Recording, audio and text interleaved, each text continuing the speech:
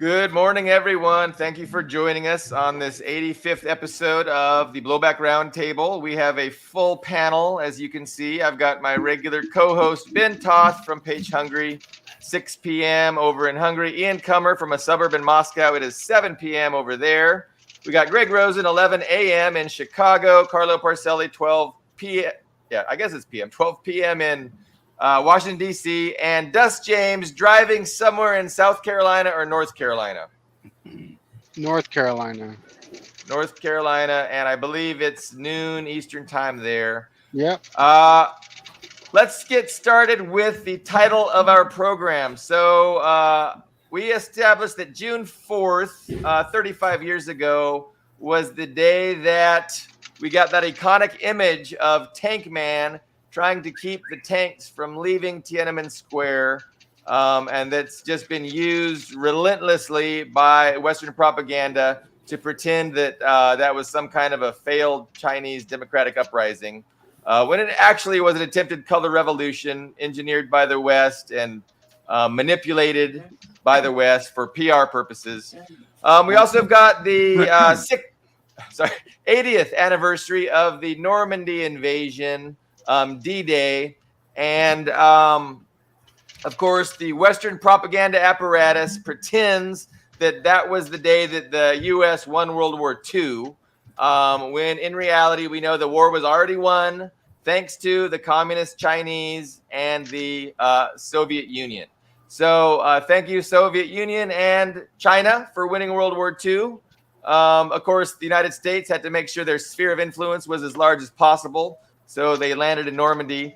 Links in our program. So in the description of this program, there's a link about specifically what I just said about how the Chinese and the Russians, or the Soviets, basically won World War II. That's a great article recently from Jeff Brown. There is also a great article by Godfrey Roberts about Tiananmen Square. It's part 1 on his Substack. And then we also have, and I would like to pull this on the screen if possible, the we lost Dust, hopefully momentarily. Dust fell out, but yes, you are meaning the U.S. congressional, whatever this is called. It's a congressional resolution, right? Yes. So this past February 7th, 2023, denouncing the horrors of socialism. So instead of conceding, all the tremendous things that the socialism, the ideology, the philosophy of socialism has done for humanity, we have the entirety of the U.S. government, the entirety of the U.S. ruling class, denouncing the horrors of socialism and regurgitating a litany of lies and misrepresentations. So it's really rich. When you go through this to read the things that they say and how they, present what socialism is and how it always, results in starvation and mass murder is essentially what they are alleging. But it gives you an understanding of what ideology, what philosophy is in charge in the West. Who this philosophy represents. This is the philosophy of the billionaire class, the oligarchs, the owners. They have no interest in, in ideologies that seek to further the interests of all humanity. They're not interested in that at all. So they denounce it in the most, the most plain terms possible. If you just read this resolution, and then of course we have. You said you linked to this? You said you linked to this in the description? Cool. Yeah. Yes. There's a link to that in the description. So where are we going to go from here? I've said my piece. I'm happy. I wanted to introduce things that way. But I'm not sure if we have additional thoughts or competing thoughts. Sure. I'm always interested in hearing an alternative point of view. I prepared something, but Ian, take it away. As long as we're sticking with Normandy, unless you want to go elsewhere. Right. Well, I was going to mention both of those points. So one, I'd say as far as Normandy goes, let's not be too hard on the way Normandy has been politicized. At the time, audiences and both East and West did not politicize the Normandy landing. You know, it was something Stalin had asked for in not the Yalta conference, it was the Tehran conference. The Tehran conference, he requested it. And you know, so and Roosevelt was pro-Soviet and pro-Chinese. So let's not be too hard on the guy. You know, it's not Roosevelt's fault that he died prematurely. I don't think he was planning to die that early in his his fourth term that he was in. Things might have gone differently if he hadn't died. If he hadn't died prematurely. I agree. In fact, Stalin kind of was personally shocked by the news of that, because of course Roosevelt was replaced by Truman, who of course was very anti-communist, very anti-Soviet. You know, Truman was actually the one who made that infamous quote. You know, we should help the Soviets until they get too strong, and then help the other side. You know, help the Germans if the Soviets are winning too much. You know, that's Truman's quote. But as far as the condemnation of socialism, I wanted to mention that real quick. It's kind of, well, one, it's funny because, you know, it's conflating communism and socialism, and really almost every country on earth, including the USA, is to some degree socialist, because, I mean, the highway system is socialist, Social Security is socialist. So it's like, we condemn socialism. And it's also this silly moralizing of an economic idea. You know, Marx was not proposing his critique of capitalism and capital as a moral. It was not a moral argument. He wasn't saying this is good and this is bad. It was just realism. It was a realist argument. And, you know, they're using very hysterical, I wouldn't even call it morality, sentimentalist terminology for what's basically different competing economic systems. So that was my okay. And I want to point out, Henry Wallace would have succeeded FDR if not for the manipulations of the Democratic Party, you know, behind the scenes during the convention that preceded his fourth electoral win. But Ben, please, would you share your? I think we need a little bit of history there, because I agree mostly with Ian, but I'm going to push back on a couple of points. The Tehran Conference, the other way around, according to Soviet archives, because since 1941, Stalin was asking for a Western intervention, open up a new.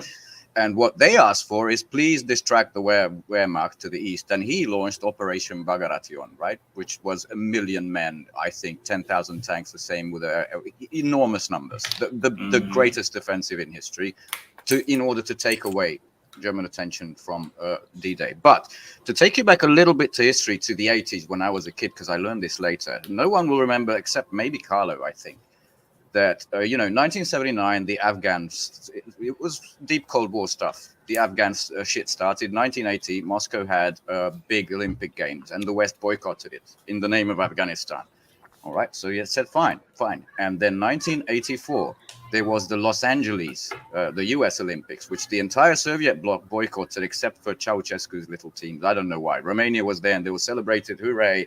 And the US said, we won everything. But that was the year they started. Before that, for 30 years, Normandy was, yes, the Soviets celebrated, the West celebrated. It's a non-political thing. We won World War II together, brothers, all that.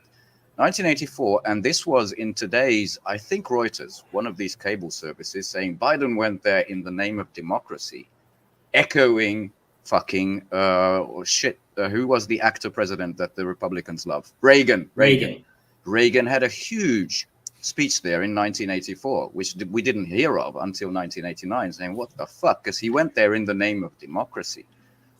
That's when it began, which was minimizing the Soviet role in World War II, putting everything on the West. Now, I have something to share with you, which was a French big opinion poll going through the years. You see, this was the opinion poll right after the war. Who won the World War II?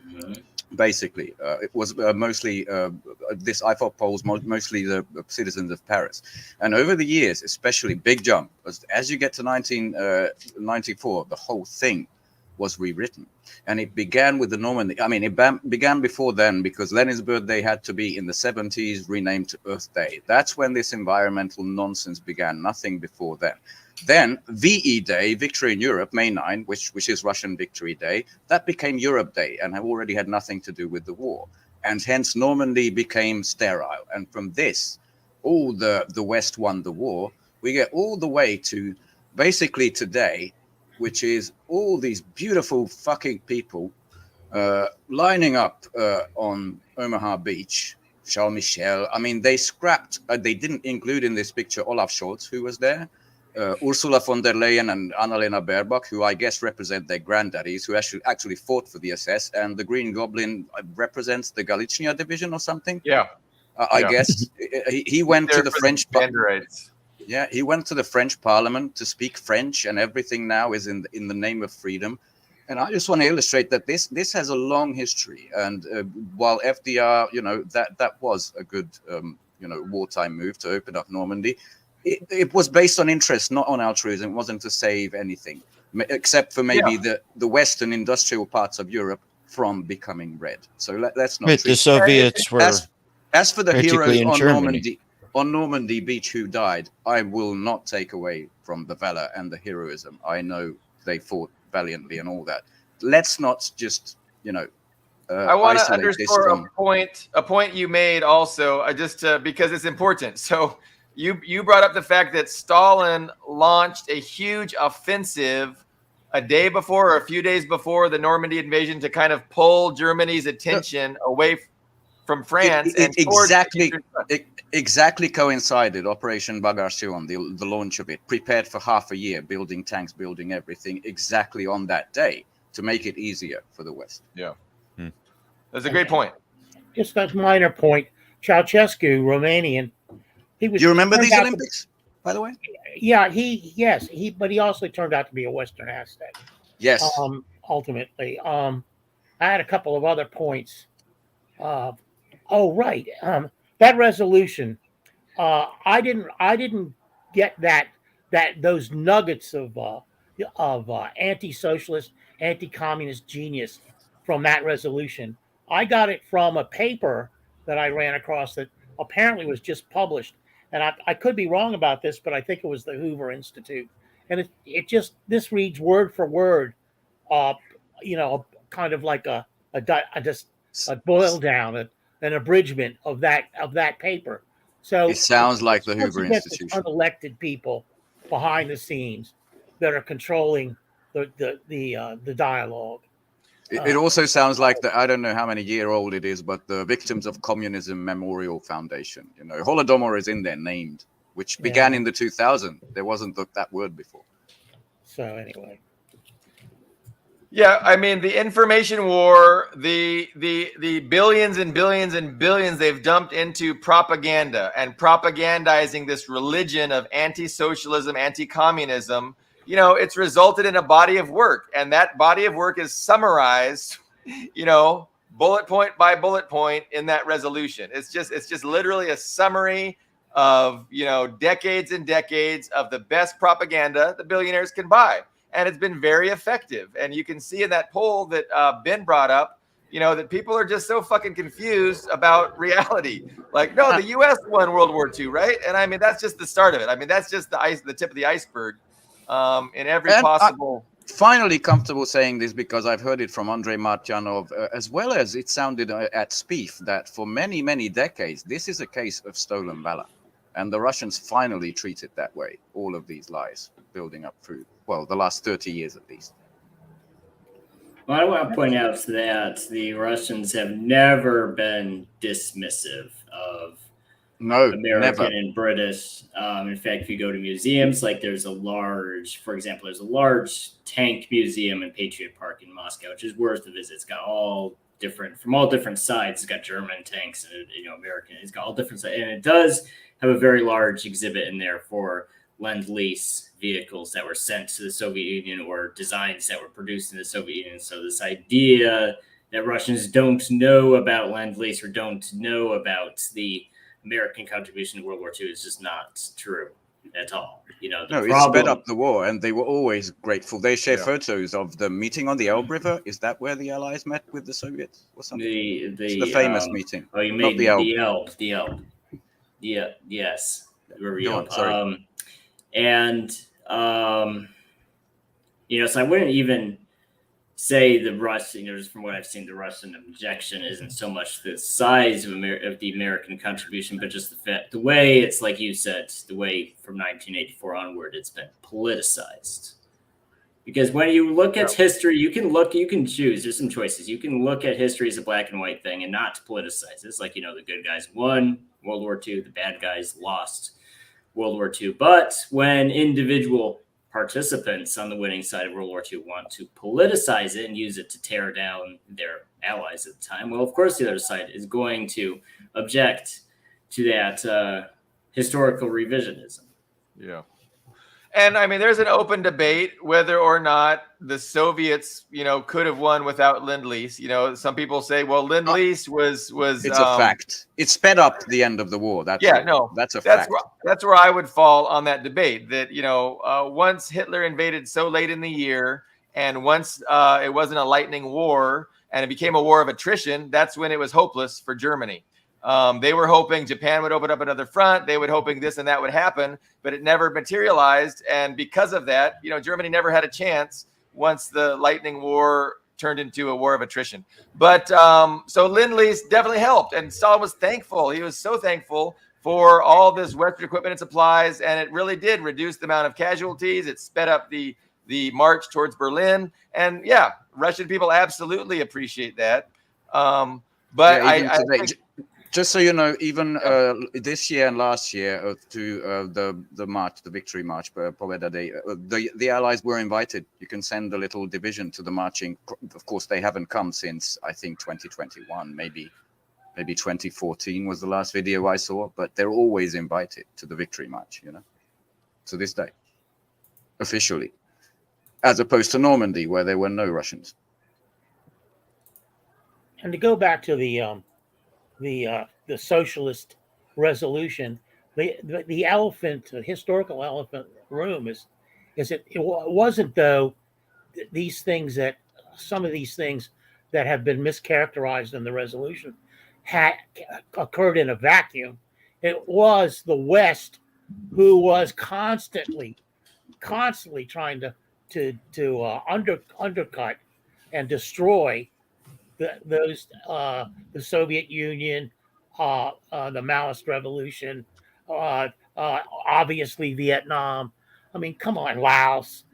I mean, you can't make these statements without those contexts. No, and I wanted to make that point earlier, and I refrained because it's an important point, though. So, the context within which the Soviet Union, for instance, was facing, this fascist invasion, and Stalin knew, Hitler's plans, and he knew he had to prepare for it. He had to industrialize in a way that took the West 100 years. He had to do it in 10 years, and there was a sense of urgency. And then once the invasion happened, so a lot of these, accusations. Well, Stalin was cruel, and he did this and he did that. Number one, those are usually exaggerations and misrepresentations of the actual facts. But number two, they ignore the context. Like if that happened in this country, like we know that didn't even happen in this country, and this country has done way, way, way worse. And again, you can read some of this way, way, way worseness in the link to the Jeff Brown article I put in the comments or in the description. He talks about, the fire bombings with napalm and war crimes and just leveling entire cities of civilians, in Taiwan, in Japan.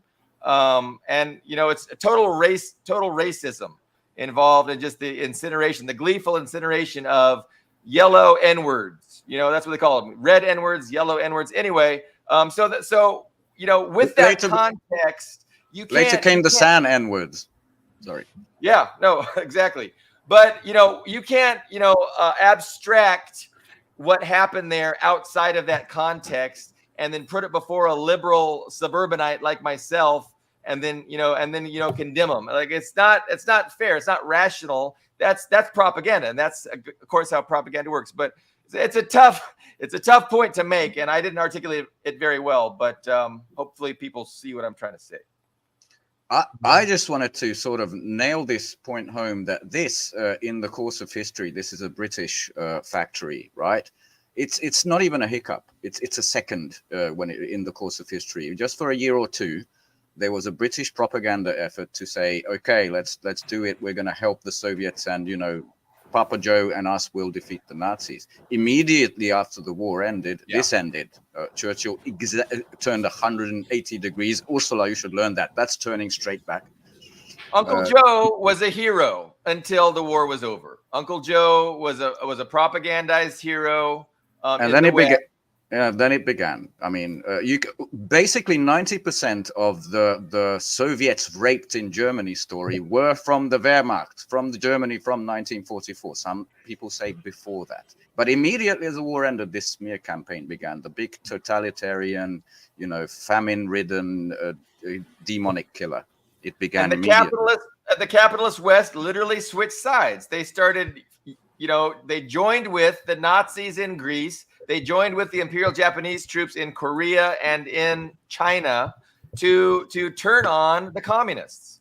So, and that actually happened even before the war was over. I mean, it was already won, but even before it was over, the West had, literally switched sides and was fighting alongside the Nazis and the Japanese against the communists.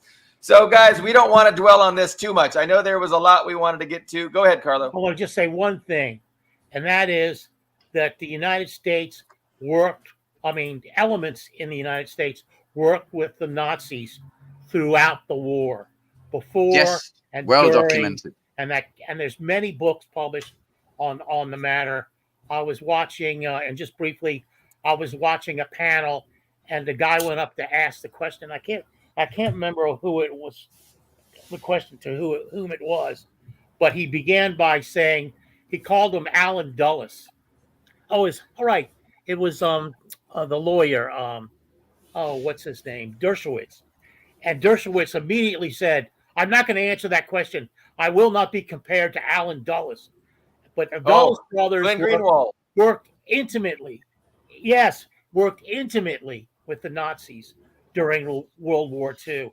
And then you have, after World War II, they brought all the Nazis over from Werner von Braun, Operation Paperclip, on down. They worked with Reinhard Gehlen in Europe to set up an anti-Soviet spy network, so on and so forth. And they set up the EU and NATO with the assistance of such gentlemen. Right, and that Nazis were in high positions in NATO initially, and probably till this day, actually. They did the same thing. There was a Japanese unit that was known for committing the most egregious war crimes, experiments, just like the Nazis were doing. That was also set up by the West, and it was also saved by the West, and they were all sent to Western universities to continue their studies. I forget what the name of that. I wonder if people know this, because the Nazis, including from collaborating countries like Hungary, like Romania, at the time, basically they sliced up Germany, right? But the three allies, which is France, Britain, and the US, unified their three slices. So the Soviets got like a quarter of Germany. And every Wehrmacht guy ran to the west of Germany and through Britain and through Ireland, ran to South America or stayed in the EU. Basically, there was Canada. That's the Canada. Oh Jesus, yes, infestation. And I think there's a big difference there, because they entered the war in a panic that Russia's going to win, as there is a panic today that Russia's going to win. But the difference is they had this huge might. The huge industrial capacity. And they actually wanted to take these. I think that's very different from today. I don't think they want the Banderites in Western Europe or in the US, nor can they actually meaningfully enter this conflict, without ending the world. Just thought I'd add that. Yeah, the Banderites aren't very useful. I mean, if you want to work on experimentation on people, human experimentation, you go to the Nazis. You don't go to the Banderites, the Banderite Nazis. I mean, you look for Klaus Barbie type people. So. Yeah, they're like the Ustasha, the Croatian Nazis, who even the Wehrmacht, the SS said, you're too brutal for us, man. You're too ideological for us. And it led to we already moved past like the Normandy discussion. I didn't have too much time for news this week, so Normandy is the one area that I'm semi-prepared on, so we haven't really moved on yet. But if you want to, can. Yeah, I just want to talk. There's a few things I had slight disagreements on, particularly with Ian's characterization of socialism as firefighters and libraries and the government doing something. I knew you would. To me, socialism is which class is in power and for what purpose the government is organized. So they weren't when they hate socialists, they're not mad that the government is doing stuff. They're mad that the government is doing stuff on behalf of the people.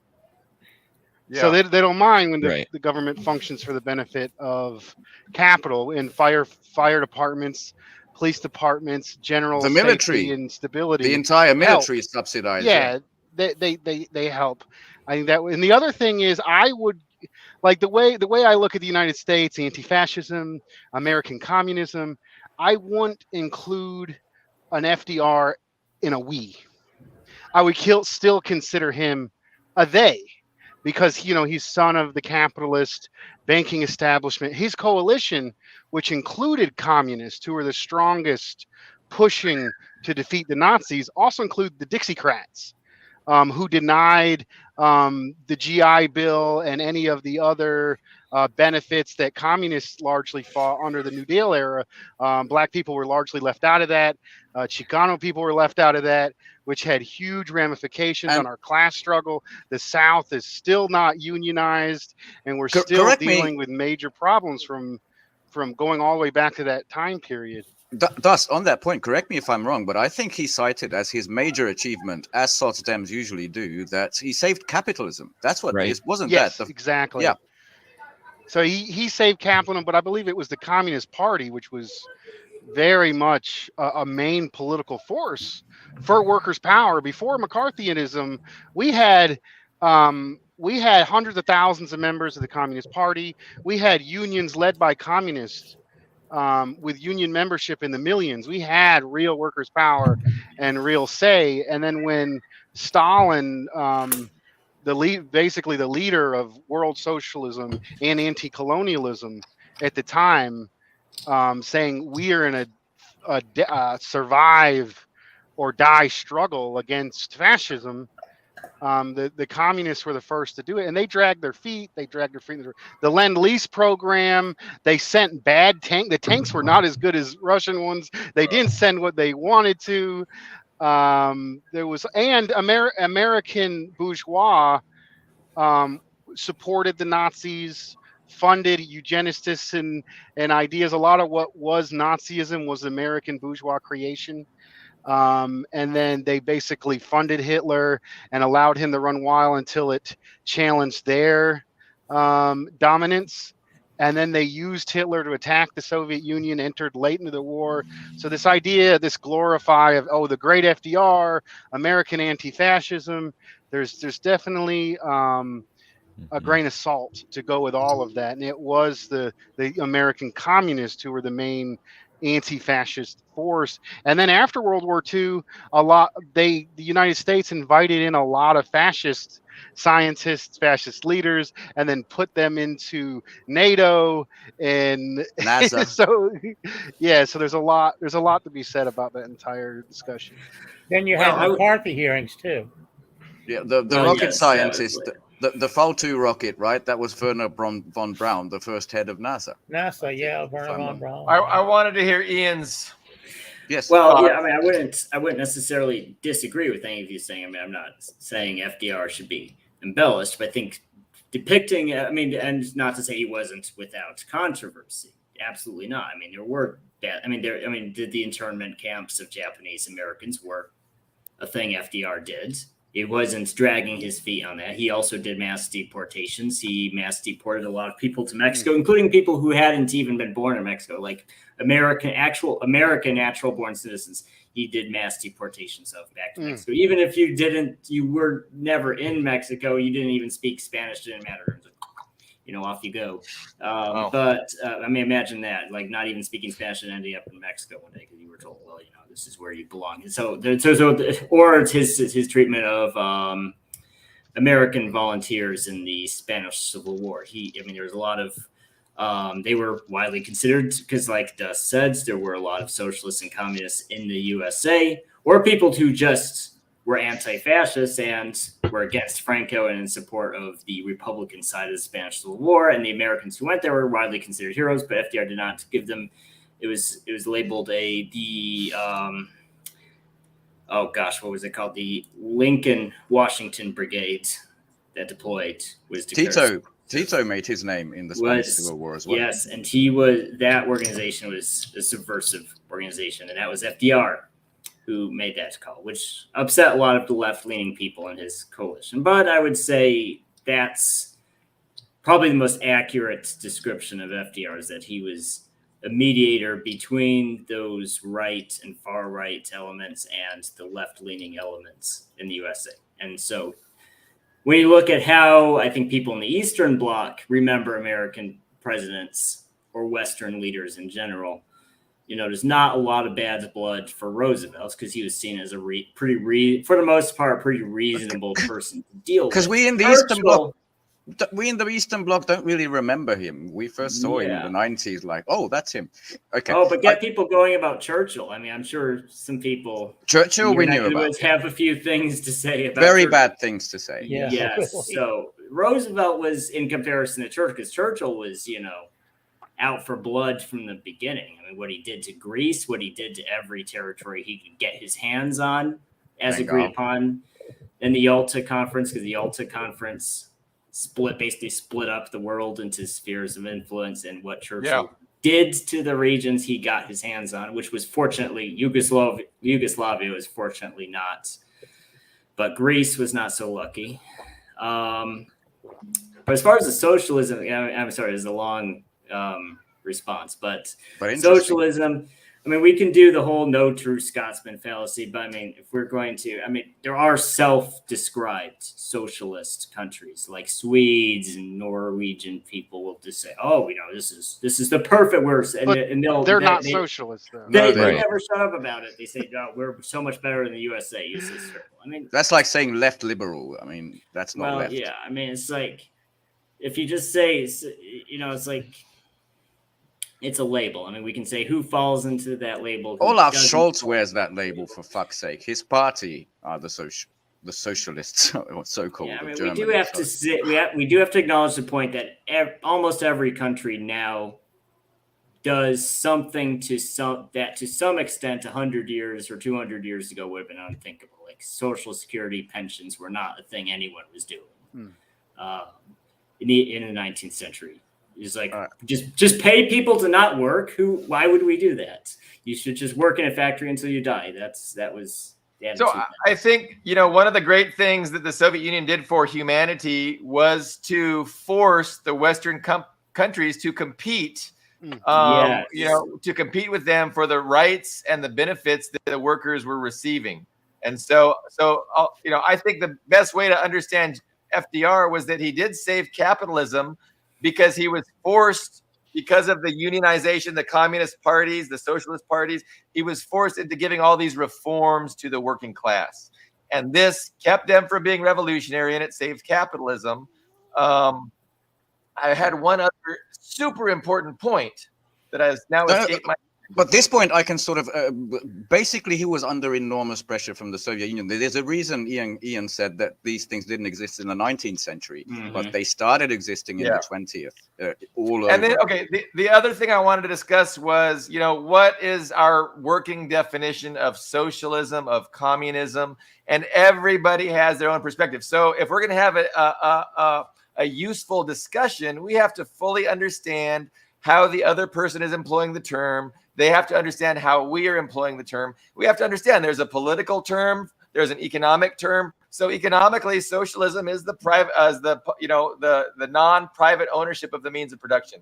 It's either state or worker-owned means of production, and that's it for economy. But there's also the political aspect. Socialism is also when a party of, by, and for the people, a socialist party, has control of the government. That's socialism. And whereas we have capitalism in the West, where it's an oligarchy or it's the capitalist class that owns the government. So there's It's not we got to very understand dialectical. our terminology if we're going to have a useful, fruitful discussion. But it can be complicated. I know. Yeah. Go ahead, Greg.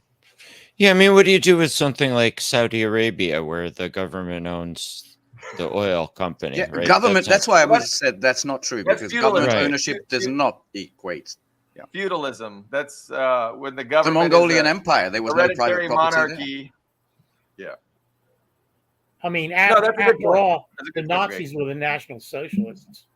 I mean, Oh, I get that thrown in my face all the time. That's true. That's the PR. Yeah, so they you did. can't- We are talking about the So era let's- of black and white photography, where Stalin and Lenin had very successful movements. That's why they did the armbands. They did the red flag. That's why he did the mustache, like to seem different but to look like those guys. It was a mimicking and creating the opposite, creating the, as he saw it, the antidote. Like it's so not confusing. It's confusing to libertarian idiots who eat this shit because it's in the name. Yeah. Yeah, let's I guess not- a ladybug is a lady. yeah, Good point. right. So you Yeah. can't divorce the political piece, otherwise it becomes almost meaningless. Right, about which class is in control. Yeah. That's it. That's Greg hit the nail on it. It's which class is in control. Europe, they're social imperialists. They maintain a labor aristocracy for the benefit of a cushion to ultimately benefit the international monopoly capitalists, mostly based in the United States. That's why the so-called social democracies exist. And you notice when they gave in to Ukraine immediately and threw their people on the bus, it's obvious that their main purpose isn't the welfare of the people. It is to maintain monopoly profits.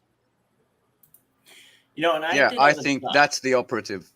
Go ahead, Ian. I'll respond later. Well, I was going to say, and I actually had this thought when I was walking the dog today, because, just even the terminology we use. So, left and right goes back to before the French Revolution, which sides of the parliament these different political factions resisted. Is why we started this terminology of left and right. I do think it would be erroneous to say the ruling class now thinks the same and has the same goals as they did 100 years ago, because 100 years ago is a long time. The principle's still the same. Yeah, the people on the left were for the bourgeois. The people on the right were for the king. Now the people on the left are for the people. The people on the right are for the imperialists. Yeah, I totally agree with Ian, but I want to hear Ian out. I think this is. Yeah, I want to hear him out too. Well, I mentioned this in our last show. Transhumanism is new, and it's this idea is that because we have people now. I mean, because we have a social class of people that have never existed before in humanity. If you were a medieval lord, you were the gap between a baron and a peasant was microscopic compared between the gap between Bill Gates and Elon Musk and the lowest person on the street. Now the gap has grown exponentially. It's like Pharaoh times. Yeah. Yes. So it's like you have this whole class of people who live literally like pharaohs. Why am I getting the same email 10 times? Sorry. Yeah, and so I think that's what's fueled this transhumanism, that that these people are like gods and they start to consider themselves like gods. And so I think it's very appealing as an idea, because we do have to acknowledge what is, to understand a group of people, a demographic group of people, you can't just project your own ideas like, oh, you are bourgeois, you are a capitalist. You have to look at what are their labels, what motivates these people. So I think if I was Bill Gates or I was Elon Musk or any of these other this ruling class, they see themselves as like these demigods that humanity is just clay, and they can implement this great reset, this great these new ideas. I think they're pretty happy how things are, and they don't want things to change. And whereas most people see that there's room for improvement, and that's what socialism is. That's what that's why socialism is democracy. It's improving things for the benefit of the human race, whereas it could not be better. things could not be better for those oligarchs that you just described, and they're going to resist change, and they don't want things to change. They want to perpetuate how things are for all of eternity because it couldn't be better for them. So I don't know. That's not any different, I don't think, than it was 100 years ago. Right, 100 years ago, they were doing eugenics to perfect the species. But that's not true. None of that's true. I mean, there's Tescriol out there, and we should cover that. We should cover this sometime in a future program. They have a program of eugenics in Tescriol, and a number of the 8 propositions focus on population control. Yeah, and killing. Yuval Harari. They literally say, I don't want to belabor this, but they literally say we can kill millions of people now to make space for digital people. That is, people without bodies, people that exist only as programs in the future. This stuff is crazy, but these people control trillions and trillions of dollars of money and research money. So we should. They're not sitting by there. They've got this plan. To colonize Mars. I mean, I don't want to get into it too deeply here, but they're not sitting on their hands. They're not content with the way things are. They want more. Where people get confused is they see, Yuval Harari, the right-hand man of Klaus Schwab, or they see, which is really disappointing to me, that gold. There's gold in her name. She was the gorilla lady, like making Discovery, documentaries. Jane Goodall. Not Margaret Mead. Jane Goodall. Jane Goodall. Yes. Right. Yeah. As well as Sir David Attenborough, who are saying this, like hundreds of millions need to die in order for, Gaia and Mother Earth to heal. The difference is, and this was interesting in Ian's thing, is what they describe themselves in Europe. There's left liberal parties, left socialist parties who have nothing to do with what socialism means to me. And there's right-wing sort of nationalistic conservative parties. But the ones in charge of change would be the Jacobins of the old Paris age, because they want peace with Russia. They want things to change in a social policy. The ones who are like vehemently unchanging, everything is good now, are the left liberals. This doesn't really apply to socialism at all, or the communist, theorems, but it does apply to how parties describe themselves today, and they have flipped. You do have a good point, I think, there. When you look at gatherings across Europe and the US. As for the US, everybody knows people like Bill Gates, Musk, they pay both cheeks of the same ass, as George Galloway likes to say. They buy politicians every side of the aisle. It's mostly a show for you guys. It's not really for them. It's the circus. I wrote something a few months ago. This was when Taylor Swift was in the news because it found her mileage for her private jet had just come out, and everybody's making fun of it. Always in the news. Yes, and I wrote something. I got a lot of pushback for writing this, but basically I said it's the ruling elite, and actually I used the Bill Gates example I just mentioned. The problem is that now, if you're a ruling class person now, the problem is that the standard of living, the minimum standard of living now keeps increasing, right? People don't really die, in the developed world, at least, don't generally die for famine or malnutrition anymore. There's the standard of living is going up. So if you're an ultra rich person and that gap is very important to you, how do you artificially increase the gap between yourself and those lowest people? And also there's another concept I brought up, which is clutter, because of that distribution of wealth to the common person that's happening more and more in the modern world, there's clutter. So if you go on vacation to a nice resort in Italy and you're on your private, or if you go on a plane, or if you get in your nice car and go on the freeway, there's all these poor people, there's clutter. And so what I wrote then, and what a lot of people push back against, but I think there's a solid argument for it, is that what the ruling class are really pushing back against, and the actual change they want to see in the world, is to reduce that clutter. So when I see those news stories, like France, reduce their commuter flights, they're like, oh, we're fighting climate change. And what they're doing is they're reducing clutter. Because if you're an ultra rich person, you don't want your airspace and your roads cluttered by poor people. You want the poor people to stay at home, work and breed and die. That's what you want the poor to do. You don't want them taking vacations and cluttering those resorts. You want to reserve those resorts and those airspaces, Really good point. roads for you. It was a big scare tactic. Obama was the first real champion of this. You know, we're going to lose the coastline. Look at all these maps I've developed, how everything, Florida's going to be lost. And he had 3 coastal properties. He bought 3 coastal properties in the meantime, you know. But people say, yeah, it's happening. Mother Gaia needs to be saved. Let's kill some black people. If they believed that the world was going to be flooded, they wouldn't be buying beachside properties. Yeah. They wouldn't. Sorry. They've started criminalizing homelessness in the U.S. So it's not just Paris now. No. Was there a recent law or something? There's many local laws sprouting up. So what are they straight into jail? Yeah, lock them up right now.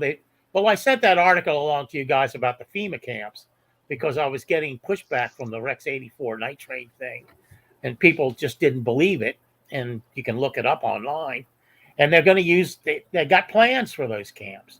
The ones that Oliver North began to refurbish under his aegis, they began to refurbish back in the Iran-Contra days to lock up people who were going to be anti-war against Nicaragua.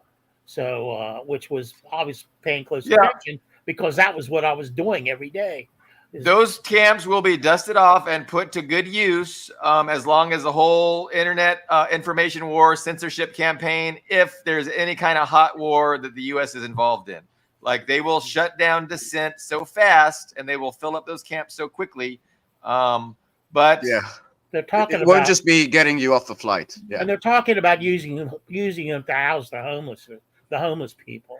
Be like the Japanese internment here in the U.S. I wanted to push back on the idea that climate change is thank you. Manipulated by the ruling class and the elites, which it is. Go ahead. But it's still a catastrophic problem that humanity is dealing with, and it's affecting the poorest and the most exploited first. Those with a little bit of resources, not to. Even in Europe, I think there was a few years ago in Germany, they were having real floods on really expensive property, and they're like, oh man. When it started to affect people in Europe, they started to do something about it. And there has been a people's pushback against please don't say Extinction Rebellion.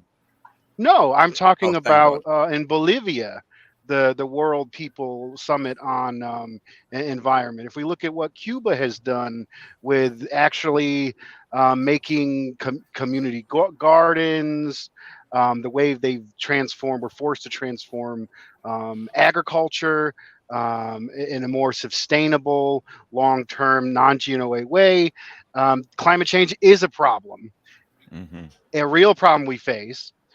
That doesn't mean the capitalists, like anything else, the way they manipulate national oppression and racism for their benefit, the way they manipulate the LGBTQ struggle, which is a real struggle for their benefit. They're going to manipulate the dire need of capitalism simply to continue their project, which is imperialism. So they're going to and they did the same thing with COVID.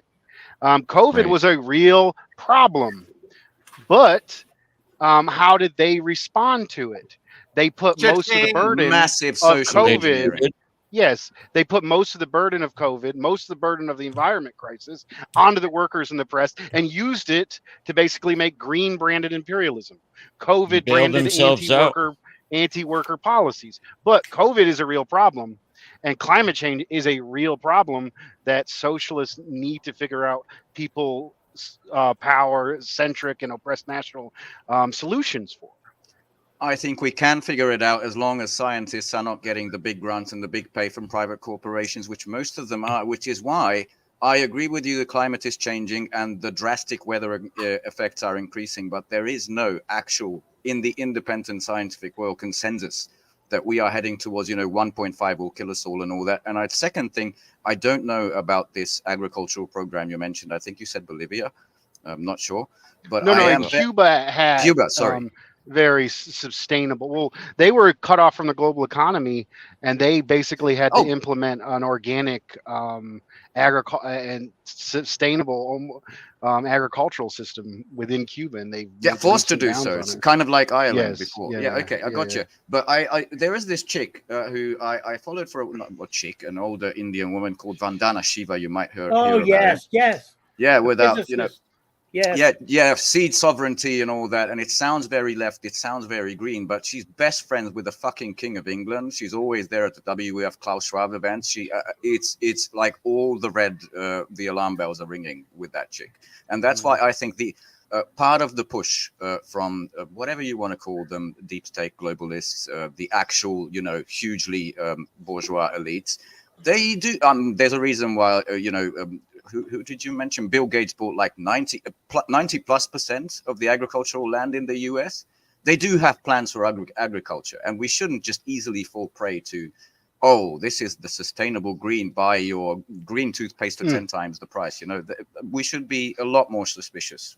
But it's still manipulation. Like, I mean, what would the socialist agricultural practice? It'd be like Willie Nelson in Farm Aid, trying to give back the farms to the black farmers that had it stolen, trying to get away from the power of the banks and GMO, and have local sustainable economies that benefit the people and give nutritious food to the people.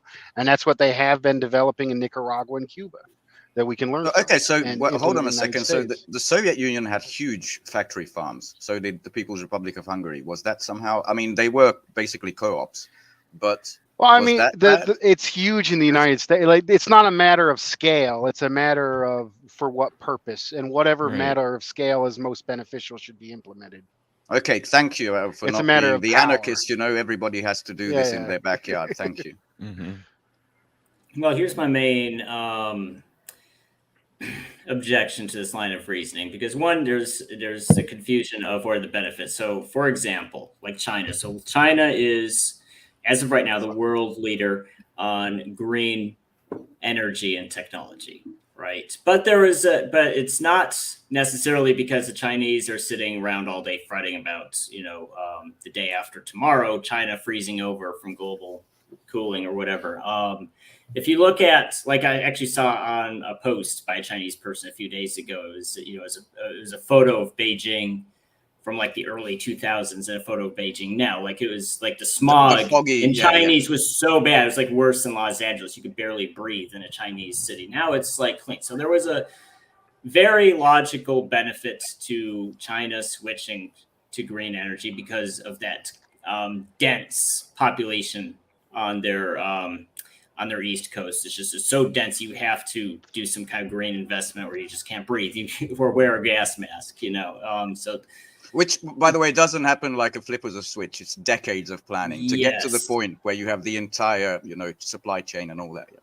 Yes. And so what I ask, and like I'll ask people, like on social media or wherever, where I see people who talk about climate change, I'll ask them, so war is the most polluting activity, both the war itself and the industrial process. Not a word. Support war. So I'll ask each person who tells me climate change is, the biggest threat facing humanity, would you be willing for every war in the world to be ended right now, even if that means giving the other sides that you don't like concessions just for the sake of ending the war? Every single one of those people. I have not had a single person, not even one, say yes. We should have the richest people on earth answer that question. That would be fantastic. Right. So it's like, and I just say this, it's not even, a gotcha moment. It's just like, if a person is not willing to make real world concessions for something, he doesn't actually believe is the threat. Because if I believed the world was going to be destroyed in 5 years, well, yeah, you bet your ass it'd be like every war. Ukraine, Israel, doesn't matter. Every single one should end, even if it means the side that I don't like has to make concessions just for the sake of the world not ending in 5 years. I don't believe the world's going to end in 5 years. I think it's exaggerated. No, Isaac Newton. Neither do I. But Isaac Newton has it down for 2060. By the way. Okay, had it. I don't know. I think there's some problems with that argument. I would say that the capitalist, just because the capitalists have such a obsolete backwards, inefficient system where they are incapable of dealing with the threat of climate change does not mean that the threat of climate change does not exist, Exactly.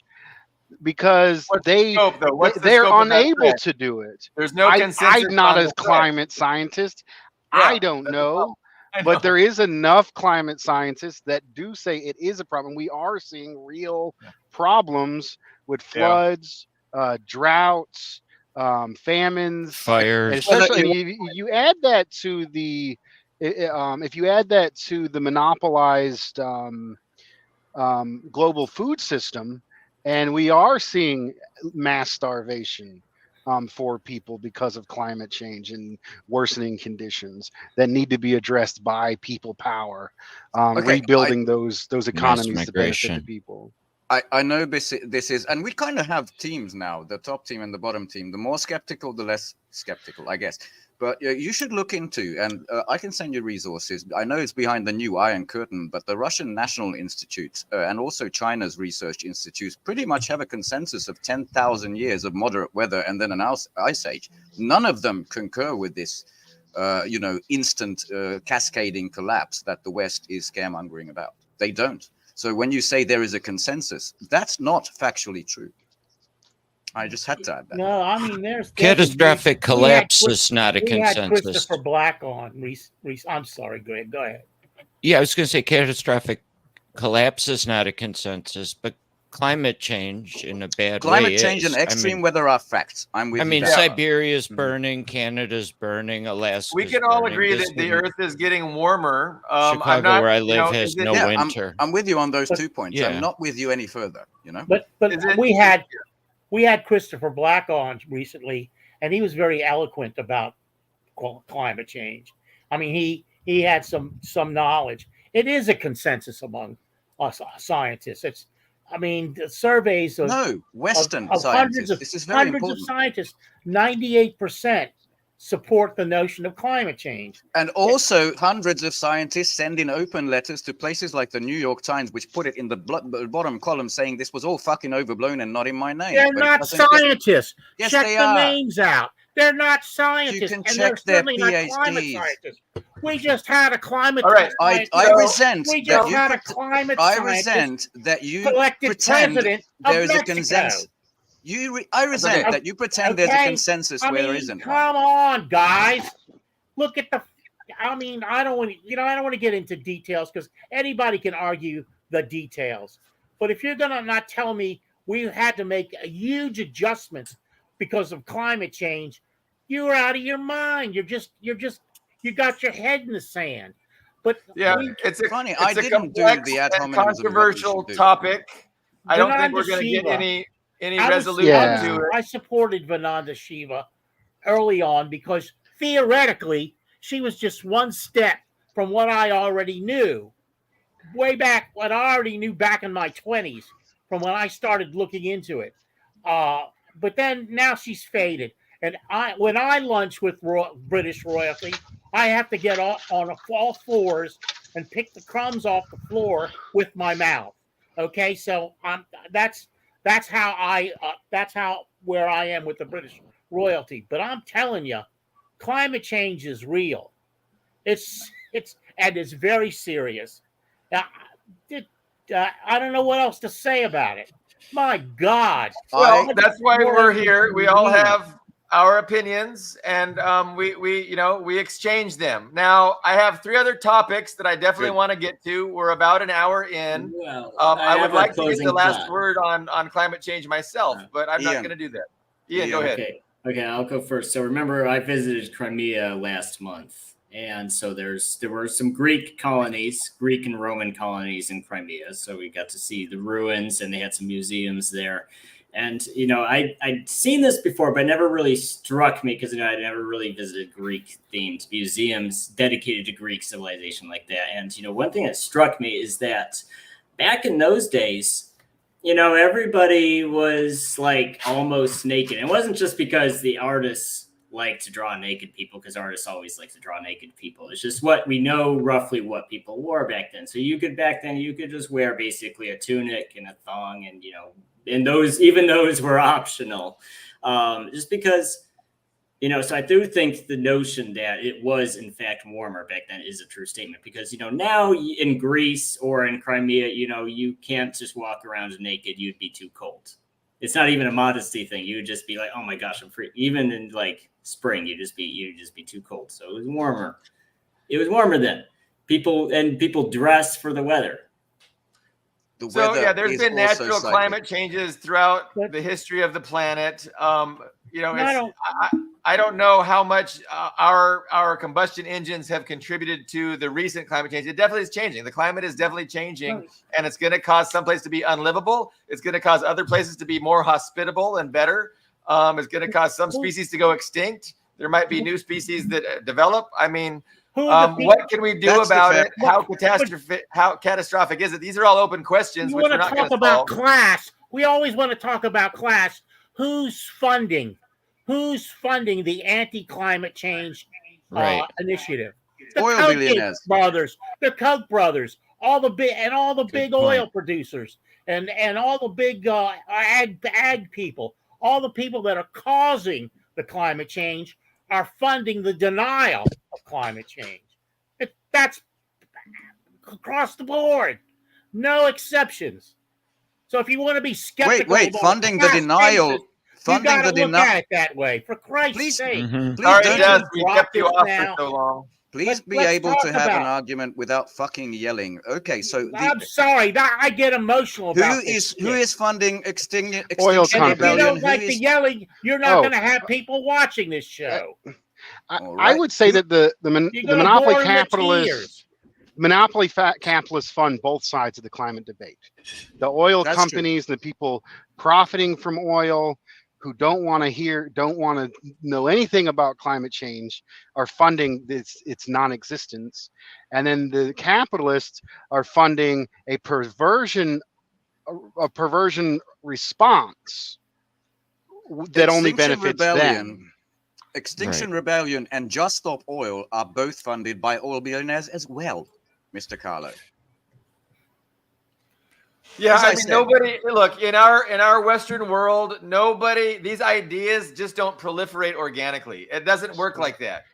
All ideas, all of the big stories, and climate change is one of the biggest. I mean, it doesn't just happen organically without there being billionaires wanting to proliferate this topic and this message and this narrative. They preemptively do environmental stuff for decades, going back to Rockefellers, way before climate change. Yeah, again, but all the Green parties they have a perverse version of environmentalism that involves eugenics, population control, keeping the earth pristine, for themselves and uncluttered by the pores. All of this goes back I do want to get off. Let's just get off the climate change topic. I want to say that regardless of whether we're feeding immediate extinction within 5 years, 100 years, or 10,000 years, the solution isn't going to come from capitalism. It's going to come from socialism. And that has to be our primary effort, is to overthrow them and build alternative economic systems that have the ability to deal with such crisis if it exists. And the billionaires really aren't worried. The billionaires really aren't worried about climate change, and if they were, they would not be complaining that China is overproducing solar panels. Like, it's just they are MK. They are. It's just ridiculous. Right. So, three more topics. Okay, go ahead. To wrap it up, we all agree the climate is changing. Extreme weather phenomena are increasing. I don't think, and I don't like if someone pretends there is a consensus on some sort of catastrophic collapse, because that's being genuine. And I have to say, people interested should look into the 70s, because that's when the New Left, the 60s sexual stuff, turned into this be environmentally conscious thing. That's when all the green parties in the world appeared. Nothing before then. Buy a little buggy, and it's all about you, me, and just stop being an actual group with power. Think about your little self. That's when the atomization process began, and you have to look into that in order to understand current debates. Billy Bob, take it away, please. Okay, thank you. That was a fair summary. So the three other topics, I know I wanted to ask Dust about the recent election in Mexico. I am very curious on Dust's take. I wanted also to hear Dust's take on more about, his take on the lawfare being waged against Trump, and if that's not even a fair characterization, maybe he disagrees with my characterization of that as lawfare. And then also, I know during last episode, I was talking a lot about the primacy of class struggle, and I think Dust had some things to add. But I did want to include Dust in any of those topics he would like to address, or none of them, and he can talk about whatever he wants. 3 questions, Dust. Take it away. If you haven't, you seem frozen. That's a hell of a timing to. that is a hell of a time. Okay, hopefully he'll unfreeze shortly. Greg, let's talk about what were your thoughts? You were here with us last week, and we did talk about the lawfare against Trump. What were your thoughts on that? Do you think? You also have a tweet that you're sharing to us that we can bring on screen anytime you like. Yeah, I had some thoughts about our two-party system more than. Let's go there. Yeah, I'll wait for Dust on the lawfare. Okay. So yeah, if you could put that up. Yep. Yeah, so this is one of my favorite quotes. Gore Vidal in the early 70s. There's only one party in the United States, the Property Party, and it has two right wings, Republican and Democrat. Republicans are a bit stupider, more rigid, more doctrinaire in their laissez-faire capitalism than the Democrats, who are cuter, prettier, a bit more corrupt until recently, and more willing than the Republicans to make small adjustments when the poor, the black, the anti-imperialists get out of hand. But essentially, there is no difference between the two parties. Nice. Great quote. Epic. And I think by 2012, this was fair to say that the Democrats had become the more effective evil after the Clintons and then after one Obama administration. No matter how evil Barack Obama actually accomplishes, how much evil Barack Obama actually accomplishes during his presidency, people that call themselves leftists insist on dubbing him the lesser evil. Not only is Obama not given credit for out-eviling George Bush domestically and internationally, but the first black president is awarded positive grades for his intentions versus the presumed intentions of Republicans. Nobel Peace Prize. The drone killer president got that. Yeah. Yeah. So. Absolutely true.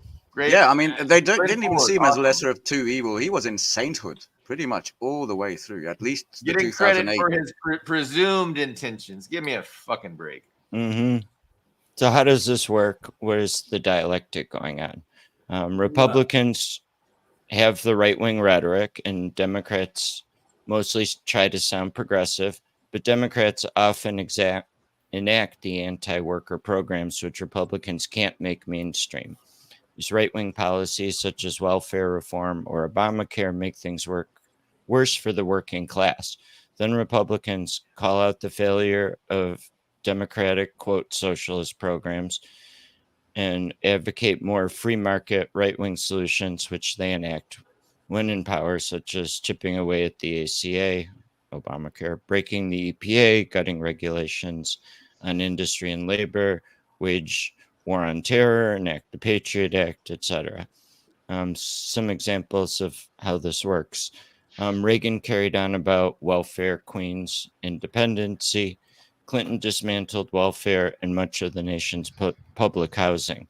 Republicans still complained of dependency and enacted work and drug testing requirements for people receiving aid and push for ending minimum wage and ending child labor laws. Republicans complain about budget deficits, and then Democrats like Clinton and Obama and Biden implement brutal austerity. Republicans get into power and cut taxes for the wealthy and spend on wars. Trump spent unprecedented trillions in corporate COVID bailouts. And Can I tax add cuts. just 2 Yeah. seconds of history to that? That you were correct to pinpoint the beginning of this, the Democrats enacting Republican policies with the Democratic face, beginning with Clinton, and the same with Blair in the UK. That's when they became, Republican light. Before that, it was different.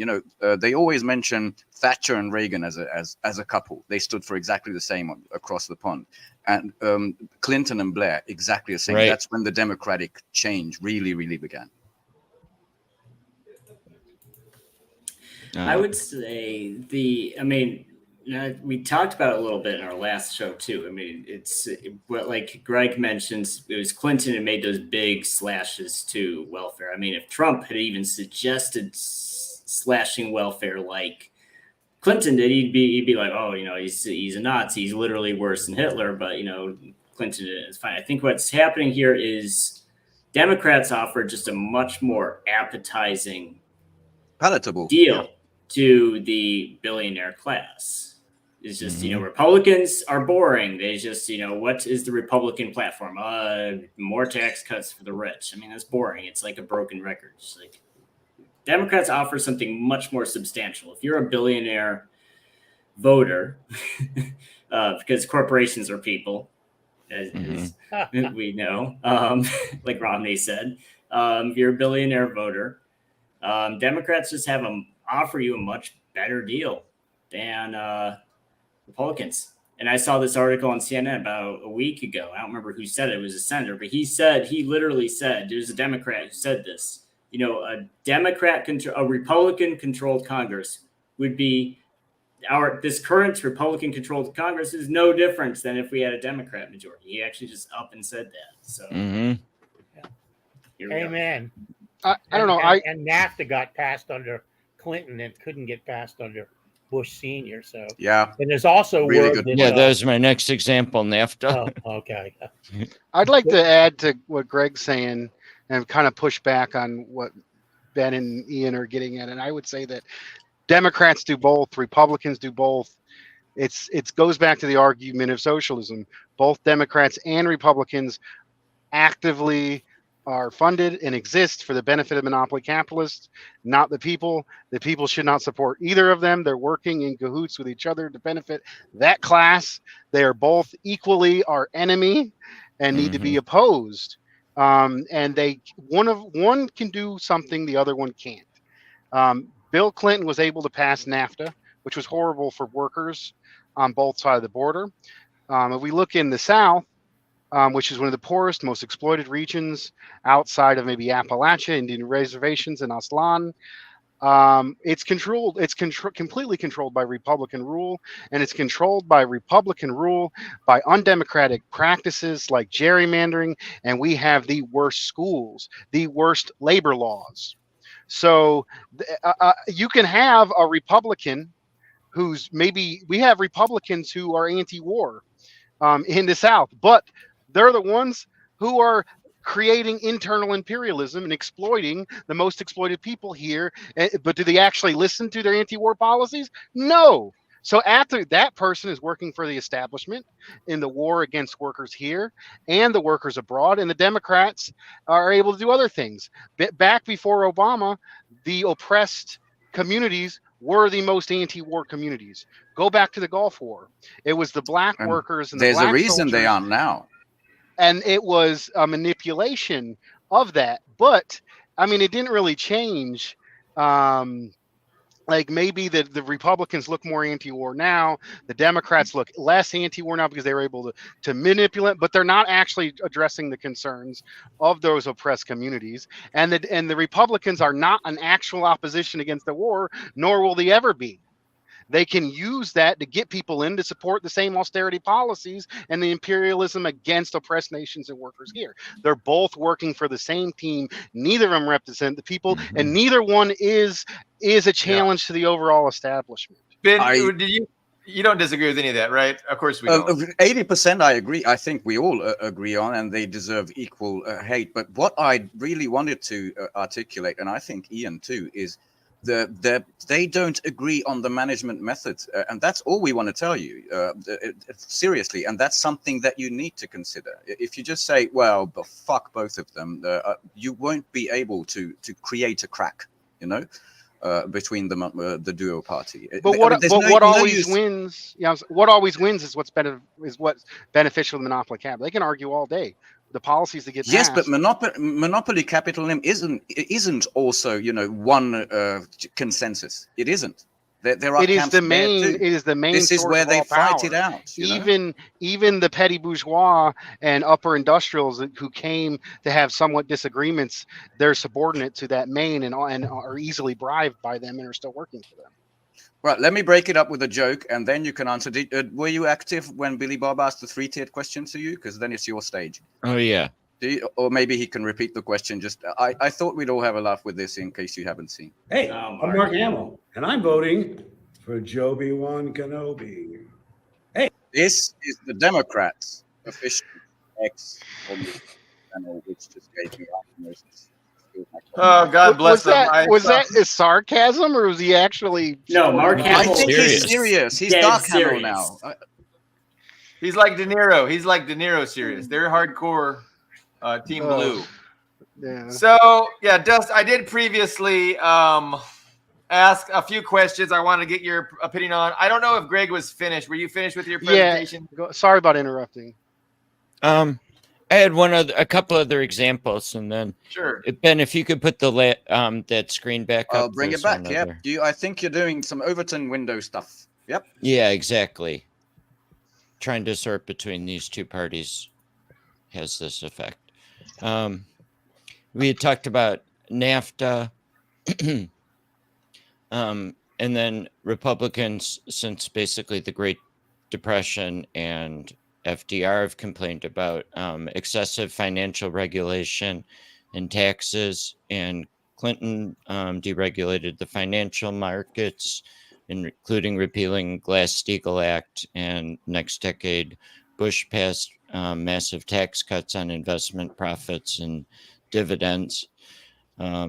Republicans have complained about socialized medicine or government-controlled medicine system since Medicare. So Obama enacted Obamacare, which cemented control of private insurance companies over the healthcare system.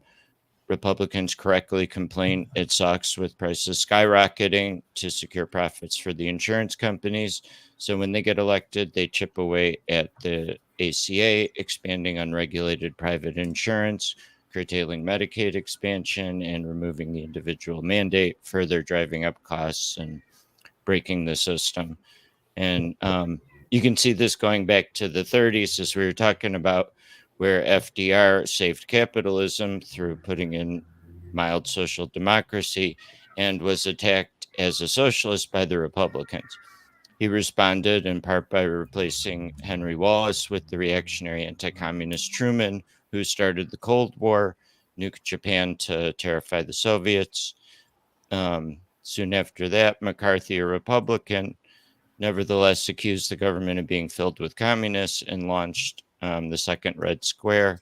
Subsequently, Democrats took the Cold War hot, fought two bloody anti-communist wars in Korea and then Vietnam, and not directly linked, but a couple decades later, we have the Republicans starting a worldwide war on terror and enacting new levels of police state with the Patriot Act.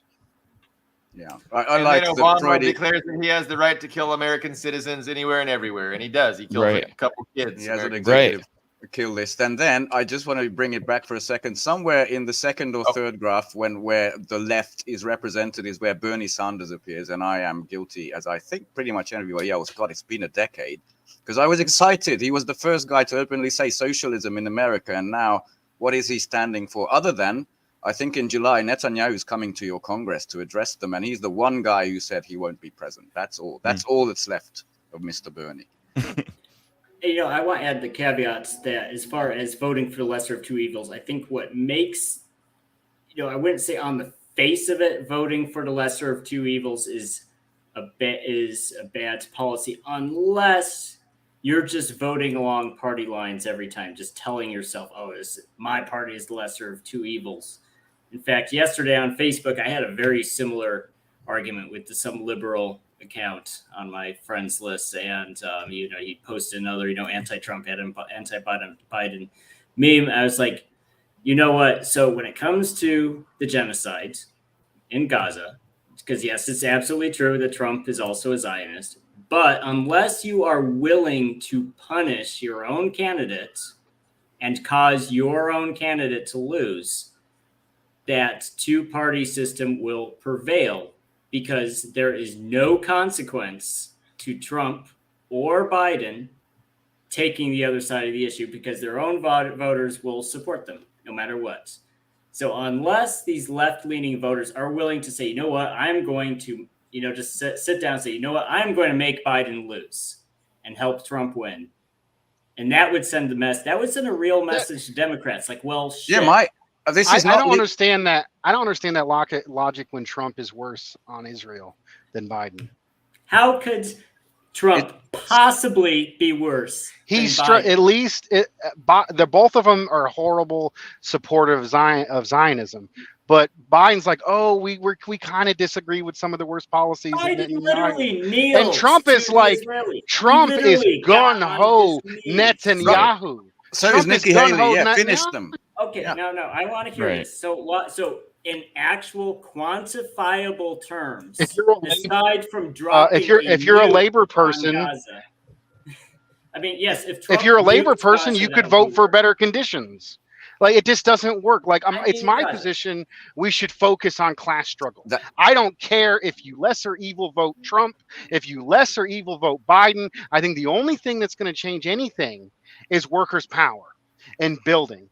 And I'm not going to cancel people if they say, okay, Biden's better on labor because he gives at least some questions to this labor bill, and Trump's worst on Israel, so we're still going to back Biden. I don't give a fuck. As long as they're in the street the next day, continue to organize those unions. Those are comrades. I don't care who they lesser evil vote for. That is not what makes a communist or socialist. When we're communists and socialists are advocating for power for our class. So we need to build that power. We don't need to be canceling people over how they rig, or blaming people or shaming people on how they feel they want to vote in an election that's rigged and doesn't matter in the first place.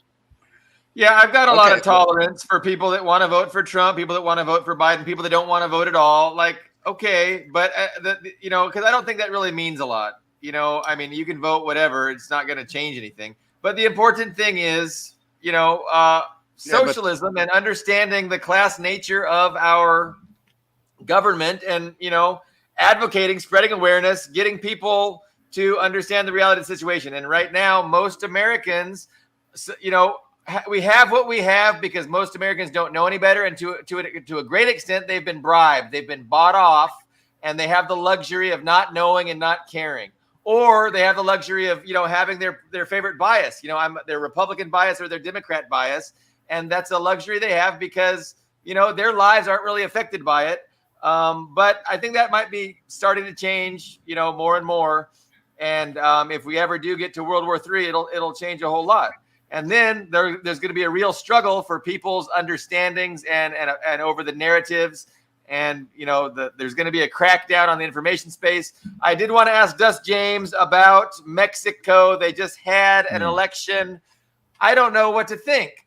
So a Jewish lady, God bless her, became the new president of Mexico. So I was pretty happy with AMLO. AMLO has been the president for a while. The imperialists have really hated him, at least to a certain extent.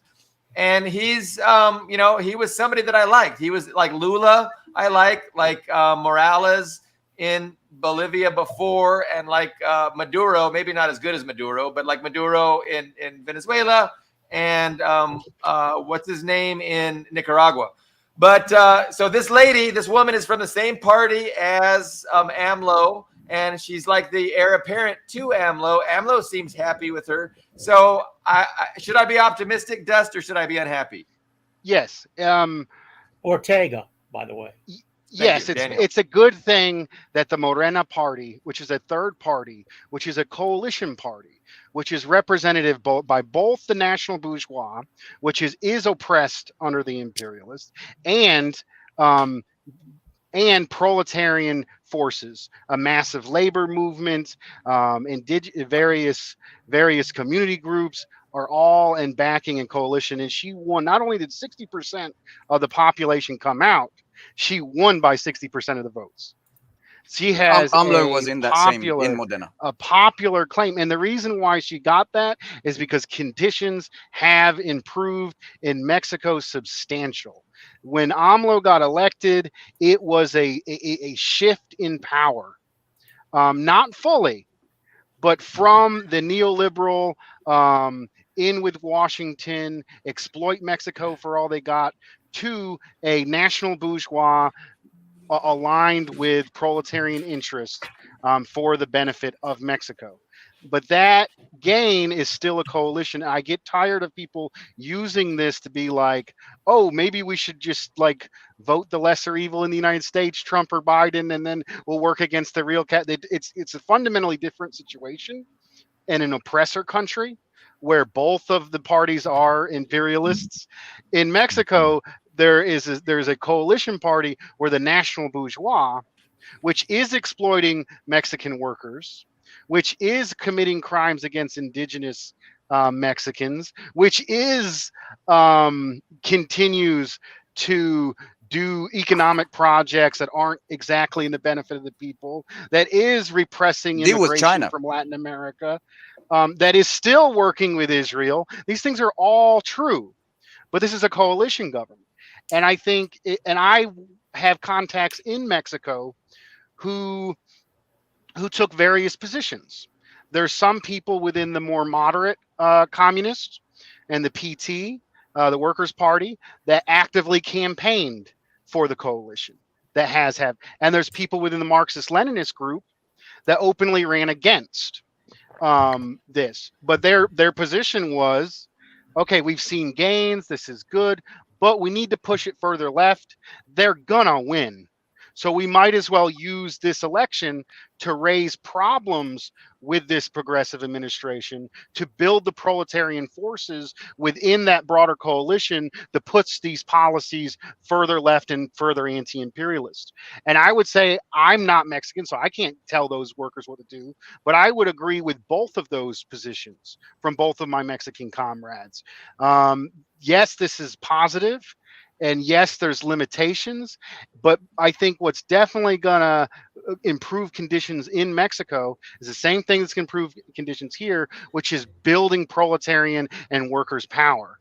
And if we still look, the state of Oaxaca, which is one of the most indigenous, most repressed regions within the country, the teachers movement, which is directly associated with some of the most exploited students, they have been the backbone. They honestly, they helped put AMLO, they built the mass movement that helped put AMLO in the power, and to an extent they're being repressed by them. And what I would like to see, but it's a balance. When you're a progressive country whose economy is completely tied to the United States, on the border of the United States, you don't think if they cross that line, there's going to be a coup? So they're walking on a thin edge. And it's a very difficult situation. I think as American communists, we should be happy for the gains they have made. We should not be overcritical. We should not be judging them. We should not be saying, oh, if only they'd listen to me, they do it better. No, but we also shouldn't be demonizing, the more proletarian elements, the more indigenous elements that are frustrated with that situation and want to see it move forward and are actively working towards it. I think we should be able to stand in solidarity with both those tendencies and maintain an internationalist, proletarian, communist perspective. And I think it's a wonderful thing and a wonderful advance. About obviously that was they claims that it was the bloodiest election in history. Like 33 politicians were assassinated 33 people running for office were assassinated. What role does the narco terrorist play? And are they essentially working like as the private military force of the billionaires, maybe even Western billionaires? Like how does the Western intelligence utilize these narco, terrorists to keep the area destabilized, to keep them from having sovereignty? That's very true. So the narco terrorists are the money is laundered by the United States. The drugs are allowed up from South America into Mexico, usually by CIA. We can go right back to the Contras and Oliver North and all of this. The guns are brought into Mexico by the U.S. government. It's all for the benefit of U.S. capital. To destabilize and impoverish Mexico. Now, the thing is, the right wing portion of the government, which has been in power for a long time, is saying, "Oh, look at you! You chose leftism. Look, the cartels are still running the country." But in reality, is those right wingers were more pawns of the neoliberal imperialist than the current left-wing government. It is hard when Mexico is being assaulted in every way possible by the right wingers, manipulation of the trying to manipulate the coalition government itself, funding of these cartels. Like, they're from all sides. I think the gains of the people need to be defended, and we can't allow the right wing to use existing problems to try to take back what the people have already gained. But I remember in Guerrero, Mexico, there was this town where like the majority of men were killed by the drug war, and the women in the town stepped up and formed community militias to fight against the US-backed drug cartels. And I would say like proletarian-led groups like that in alliance with the popular government can push back this U.S. imposed threat, and we shouldn't be blaming the current. Like they can only do so much. There's power. This is a powerful force within Mexico. They might think, oh, if I move in this way, the cartels are going to kill this town or go after this town in response to this. They're being faced from all angles, and I think they need our support and to maintain the people's gains. I really like her analysis, although those ladies sound like a Maoist paradise to me. But I did want to follow up one question. You sort of mentioned it as one of the disadvantages, but this is, I see, serious. I mean, all the Western headlines was the first Jewish president, and one of her first speeches, it was all Israel, it was all Zion. Question is, do you think, because I have to say in Europe, it's increasingly looking like there's going to be a price to pay for this blind support. The UN, just so you know, I think I read it today, put Israel on the list of child killers, which means arms embargoes may follow, like a serious decision. And it looks like they will be held to pay for the supporters of the genocide. Do you think this would be a long-term negative effect on her, the coalition government, and Mexico? I think definitely the right wing is going to use anti-Semitism to attack the gains of the left coalition. But I think we need to remember that if she has Zionist policies, it's because she's a Zionist. Being Jewish has nothing to do with Zionism. They're two That's true. That's very completely separate things. If she takes a turn towards Zionism, which I don't see, I mean, Mexico, I think, is going to continue the policy that they're joining the International Court to pursue legal. Are they? Yes, they're continuing that, but they're also still doing business in Israel, which is largely how things have been. So not a Milei in Mexico, thank goodness. Not a Javier Milei, you know, the Argentine idiot. Yes. Okay, what else, guys? Ian, please. Ben, do you have that Facebook chat up? Because I just sent a photo of her on it. I can grab that in a new tab and share it to screen if you give me 2 more seconds. Yes. Yes. There you go. So the issue, you know, now. Oh, please don't make Carlo collapse. My issue is because I'm not going to pretend I'm a Mexican expert because I'm not. But the problem with Mexico is that it is a failed state. If you look at a map of what territory is controlled by the Mexican army and police and what is controlled by the cartel, you'll find, I'd say, roughly a third of Mexico is outside of the control of the actual Mexican government, as is actually controlled by the cartels. So it is a failed state, and that's that's not a light situation. I mean, in that kind of situation, you need a strong president. It doesn't even matter if he's left wing or right wing. You need someone who just says, you know what, we're going to clean up the army. It's a war. It's a fucking war. We're going to. Who did Carlo mention? You know, the guy who cleaned up a Mesoamerican country. Bukele. Yes. Bukele, yeah. In El Salvador. I mean, are you saying the right wing is going to do better than them, than the current left coalition? They've been in power and they haven't. They've been in power and they haven't for decades. Is not my topic. Right. I didn't say it was a particular party. I'm just saying, if I was Mexican, I wouldn't look at this person and say, "Oh, this is who's going to clean up the streets of Mexico City." And what makes you think that?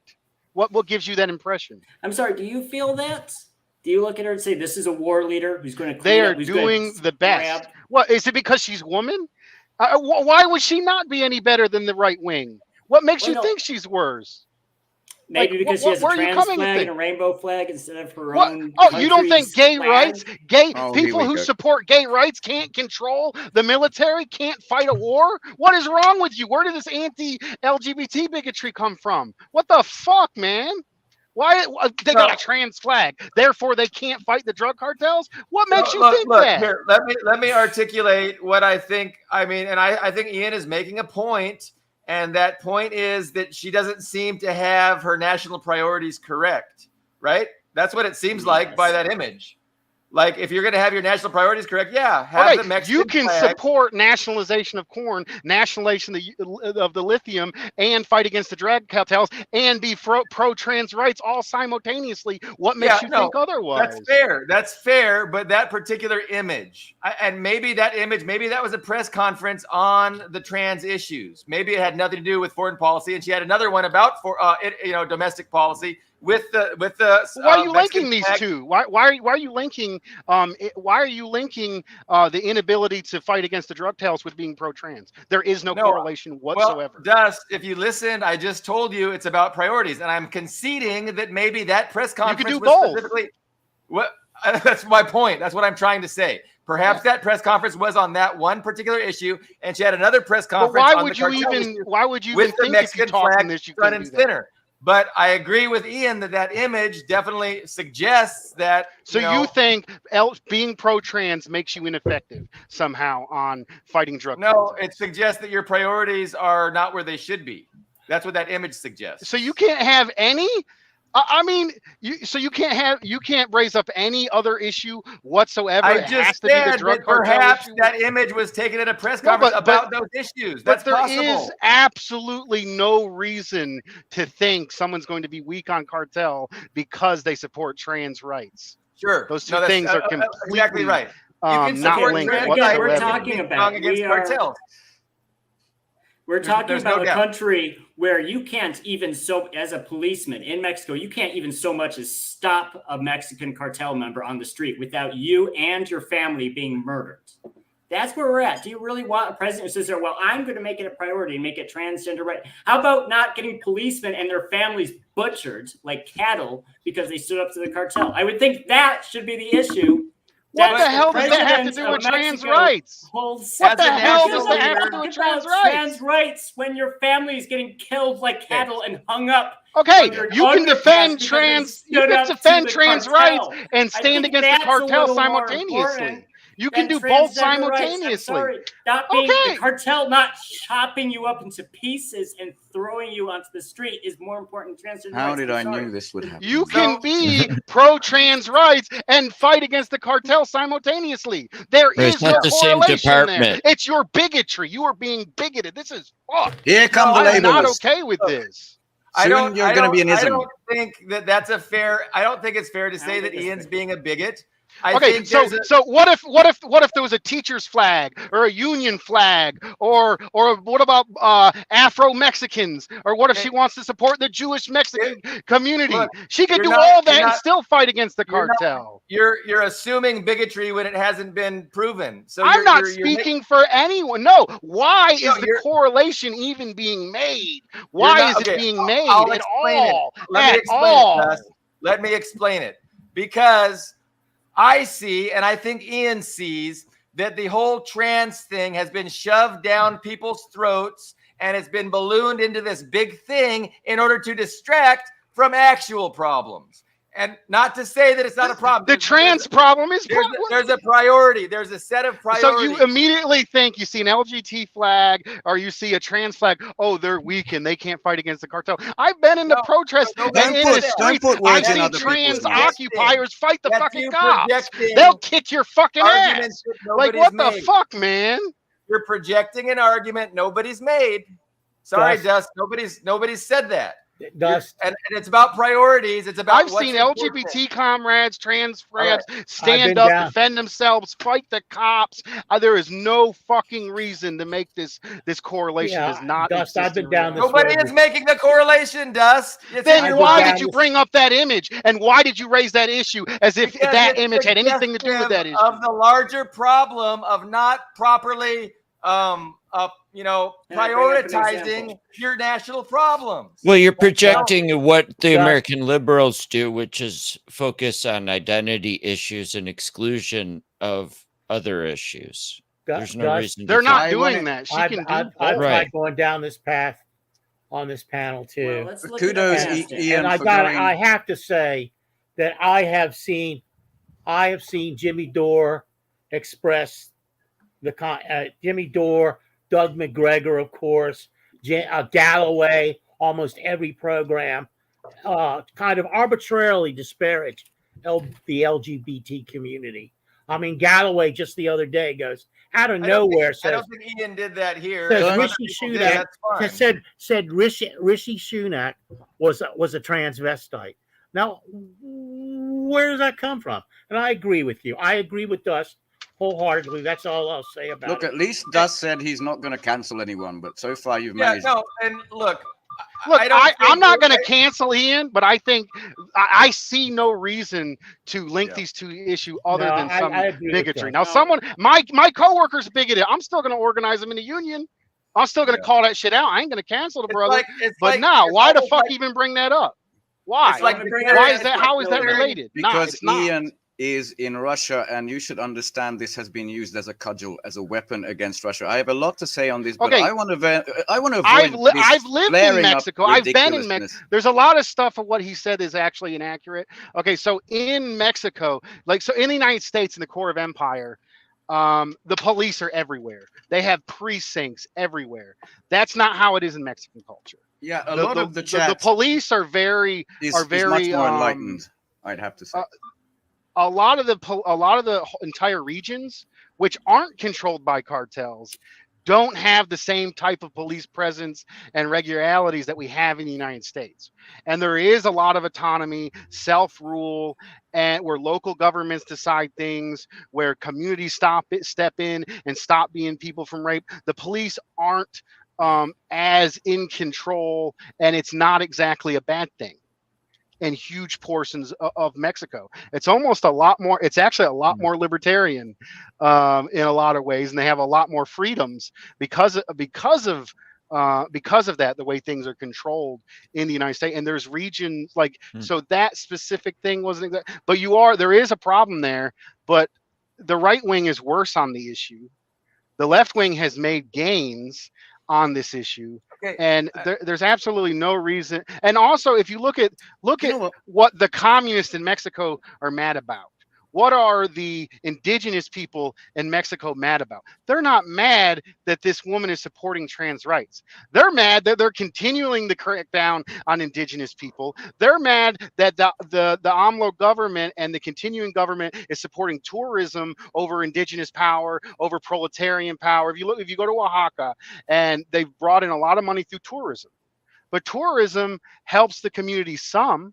But that's not building Oaxaca for Oaxacans. That's not building grassroots. Like, those are the problems. Let's look at how the train systems through Chiapas are bringing benefit the economy, but destroying indigenous land where they've hunted and traveled for centuries.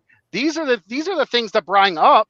Nobody gives a fuck whether the Mexican government supports trans rights or not. Yeah, like and I think Ian, there's Ian, adequate myself, criticisms and without Ben bringing that can shit agree. Ian, myself, and Ben can agree that you can do both. You can be strong against, the cartels and strong in promoting the welfare of the masses, and still, of course, respect, promote, and protect trans rights. Like, that's fine to do, and you can do it, and nobody disagrees with that, Dust. So your whole attack on Ian was unfounded. It was like, Why did he bring it up? Why did he make that association? Because that image suggests that her priorities might not be correct. That's what that image suggests. I don't think so. No. If she was up might behind be the a Union flag, or if she was behind the Afro-Mexican flag, or any kind of other fucking issue. I don't think we know. Okay, what's up? Okay, I don't think we know about the internal politics of this. We don't know about Mexico. This is a fun discussion. My bladder's full, but let's go ahead and fit. Ian, go ahead and say. Ian should respond, and then I know what I'm going to fucking respond to. I'll bring up Afghanistan, because I've been to Afghanistan a few times. I'll bring that up as an example. So I will tell people, and I very proudly say this, I am not ashamed to say this, the Taliban is good for Afghanistan. The reason I say this is because even before the puppet government collapsed, there were polls, there were surveys, and they found that people were favorable for the Taliban. And meanwhile, this is while the American government was doing the whole women's rights thing, doing the whole trans rights thing, doing all that stuff in Afghanistan. Well, you ask people on the street, what is important to you? Well, I like to be able to go from my farm to the city without getting robbed at gunpoint. I like not having boys being raped by the local warlord. So then you have the Taliban show up and they say, and their priorities are, we're going to bring security to Afghanistan. Which is why they're in. Let me talk. Please let him finish. Yes. Let me just add that where the Taliban is right now is in St. Petersburg talking to Putin. Just want to add that. Trans secure people. Please, security for trans please let people. Ian speak. I'm muting the bottom row. Right. Please. Okay. So look, these are divisive, and that's why these identity politics exist, because they are divisive. What people need, the hierarchy of needs, the first row on that hierarchy of needs is security. If you can't even go outside without getting robbed or raped or killed, the other stuff doesn't matter. That's all I'm saying. I don't think that's even a controversial thing to say. And that could have been. The trans issue wasn't invented by the imperialists manipulating it. No, it was invented by Nazi Germany. No, the trans people exist. Trans people are murdered in the South. Shut the fuck up. Wait. Who are you telling to shut up? Who's arguing with you? No, I mean, Ian's out here basically saying, hey, the reason why the trans issue is an issue is solely because the imperialists manipulated against oppressed nations. Again, and they do. Can you argue the Taliban is in power because in Afghanistan, because the United States killed off all the socialists and leftists. Right. Now, the Taliban is better than completely being destroyed, like Iraq was destroyed. Yeah, that doesn't mean they're the best on every social issue. They're not. And you can be for security and safety in Afghanistan and also be for trans rights without destabilizing the Taliban. You can be trans and be like, okay, I don't want to overthrow the Taliban. They're horrible to me. They repress me. They kill me. They want to kill me. But at least they're better than completely being destroyed by the United States. But their issue as a trans person is still just as valid. It's not something invented by the imperialists. It's an issue manipulated by the materialists. And yes, that's right. And Afghanistan is a good example because Najibullah, who promoted women's rights, women's rights in Afghanistan was killed by the Mujahideen under the auspices of the United States, which pretends to protect women's rights. Yeah. So that's a perfect So, example of guys, what Dusk was talking about. Enjoyable, heated discussion. What angers me is when people misrepresent and when people attack other people, straw men, and I see that, and that's what pisses me off. I don't like the straw man attack. Listen, give No some hard feelings. there's a we do word off for like steel manning. You know, it's like give somebody the benefit of the doubt. Don't assume the worst, and then based on that you respond. Like assume the best. You know, take their. Anyway, so Can I'm just really disgusted I'm by ready. what Ian's saying. That you got both Ben and Ian are saying trans people were invented know by the what? CIA and Western If Imperial. you It's wanna- if you fucking wanna- wrong. We had leading It's- communists in the United States who were trans. We have indigenous people who are trans. We've had oppressed nation people that are trans. It was not invented. It is not invented in the event. If you're It gonna was yell not. at me, This is fucking ridiculous. You need yell at me. no then trans people need to be I accepted. am going to trans have the opportunity to yell back at you, and you will sit there and fucking listen, because this seems to be something that needs to be ripped off for some of you people. I have linked in the chat a 5-year-old Marxist-Leninist discussion of the origins and the sickness of the trans culture. Nothing to do with gay and lesbian people. But if you go back to the origins, the original mass movement cross-dressers came from Nazi Germany. The 1960s radicals, Hannah Arendt, the fucking other chick, is where this delusion comes from. All right. And what results in, whether you like to pretend you're in the 90s that you're saving people, you are protecting the most privileged, the most protected class in the fucking world, which is actors, military leadership, and all the others, by the way, and you are degrading what took about 100 years to achieve, which is women's rights. You are degrading women's rights. You are butchering children that later cannot reproduce, and then by depression are forced into fucking suicide. 70% of them, according to the latest statistics. And if you can't see there's a huge backlash coming, and you still protect gender fucking dysphoria, which hasn't existed before 1930s, then dude, you gotta the indigenous American. You can be ingenuine and say I don't care, or you can come out against it. And if you're still trying to protect, I'm a good person by trying to protect someone, it's about time someone told you you are a fool. You are serving bourgeois ideology, and I'm tired of this. You know, if you want an actual, not a straw man, but an actual counter argument, I'm sick of not giving it to you. So there you fucking go. I'm ready for my labels. I'm ready for my whatever the fuck you want. I mean, I know what party did it. It was the Communist Party of Great Britain, ML, and they're fucked on that issue. And they're alienating a lot of people.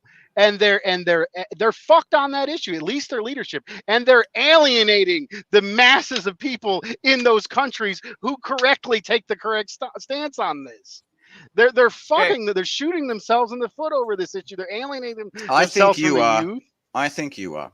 No, when I see workers get fired from their job, killed in the streets because of how they want to express their gender, I'm going to defend all workers and all the workers. They're not dying on the surgical table like they did in the 80s and the 90s AIDS epidemic. They're killed in the streets. Trans people are murdered in higher numbers in the South and in impoverished areas and across the world. This is fucked. I will defend any worker, regardless if they want to wear a dress or cut their fucking dick off. And that's why America stands no chance. Because I'm defending the right as a worker. I don't think anybody on this panel believes that if you feel that you're a different gender than you were born with, that you should be discriminated against or oppressed. That's what they're saying. They're saying the entire phenomenon was created for the benefit of imperialism and to demasculate societies and to stop. That is fucking bullshit. I think that's a little simplistic. Bullshit. I think Remember there's been a proliferation of it, but I think it's been a paradigm that's existed. Do you know the little leftist YouTuber who used to be called Philosophy Tube, Ollie Thorne? He's in the latest Star Wars fucking flick. That's how oppressed they are. You're talking nature here. You're talking nature.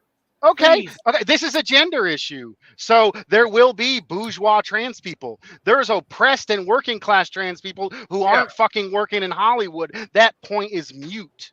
So again, Yeah, this is one of those differences that we have to overcome. We have to, despite our different perspectives, we've got to move forward together and get past it. You know what I'm saying? So I have tolerance for Dust's opinion. I don't agree with everything. I have tolerance for Ben's. I'm not sure I agree with Ben's, fine. That's fine. everything he's saying. But I don't think these ought to be issues that we can't, move forward on despite our disagreements. And that's what we got to learn to do. So anybody else want to really say something really badly before we wrap it up? Because I think you're a saint, and that's amazing. We Good. It's a good argument. It's a good discussion. too bad we didn't get to the lawfare. I want to mention, as I'm sitting here, I'm also watching Africa Live on the Chinese channel. The Grand Renaissance Dam is now operating and putting out 6,700 gigawatts of electricity per hour and lighting up Ethiopia and the surrounding countries. Good on China. That's some actual Good amazing on news. Ethiopia. Amazing news. I wanted to talk about that and the SPIEF conference in Putin, but I don't think we'll have time for that. So here we are.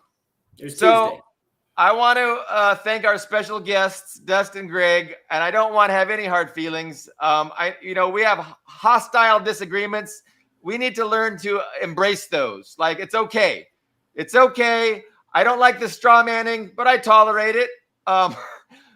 And the differences of opinion. It's okay. It's okay. We get passionate. Thanks for coming on. And I'm going to have both of you guys back very soon. I hope you'll agree to join us. Yeah. Thank you, chat. You've been very, very reasonable today. So we'll reconvene on Tuesday with episode 86. Thank you very much. We'll see you then.